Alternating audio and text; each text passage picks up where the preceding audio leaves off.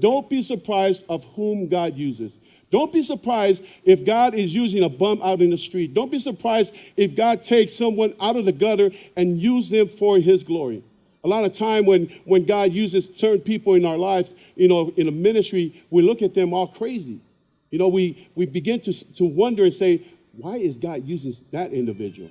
How many times we question the calling of God in certain people's life? There's a reason why God has brought people into the ministry, and that is because God desires to use them to bring honor and glory to his name. So don't be surprised to whom God uses, which is why I want to focus on his relationship with the donkey this morning that he rode as he entered into Jerusalem. Folks, let me just say this. A lot of us are a bunch of donkeys anyway, right? And God desires to use a lot of us in the ministry. We're dumb, we're stubborn, we have an attitude, we have a chip on our shoulder. We don't want to yield to what God has given to us. A lot of time we have an attitude when we are told to do something. And that's why we want to focus on that relationship between the Lord and the donkey. You see, the Lord Jesus needed the donkey to fulfill his mission here on earth, which also fulfill what the prophet Zechariah says in chapter 9, verse 9, saying, "Rejoice greatly, O daughter of Zion. Shout, O daughter of Jerusalem, behold, your king is coming to you. He is just and having salvation, lowly and riding on a donkey, a colt, a foal of a donkey." See, this is amazing because Jesus is God. He's Lord of all. He is the creator of all things, and he could have done this any way that he chose to do it. He could have done it any way that he chose to do it. But yet, he chose to use a donkey. So don't be surprised that Jesus used a donkey to get his work done here on earth, and he can use you and I. Think about that. He could have just used you and I. But yet, Christ that day uses who? Uses a donkey. A mule, something that is very stubborn, a wild animal, an animal that, has an attitude. When you tell them to push, to keep going, guess what? They kick, they just kind of stand there like looking at you like, are you dumb or what? Right? And we found that also with Balaam and his donkey. And then the donkey ended up talking to Balaam. See, that's what can happen to us when we become stubborn in our own lives. And so we find that Jesus really doesn't need us. See, he doesn't really need us to do his work. But yet we need to be thankful that he has chosen us to make us part of his plan. We need to be thankful that Jesus has chosen us to make us part of his plan so that we are able to win the lost for Jesus Christ and his kingdom.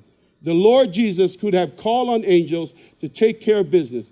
Think about that. He could have just said, you know what? I'm just going to send my angels. I'm going to take care of business this way. But no.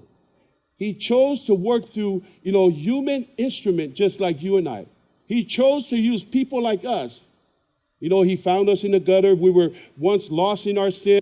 We were all down and out. We were druggies. We were alcoholic. But yet God brought us out of that mess that we got ourselves in and brought us into a fold. And so he cleaned us up and he said, now I'm going to use you. That's what God does. The God that loves us so much that he doesn't want us to go down in a path of destruction. He wants us to be in a place where we are able to worship him and adore who he is in our lives. See, we should all be glad to be part of the Lord's business.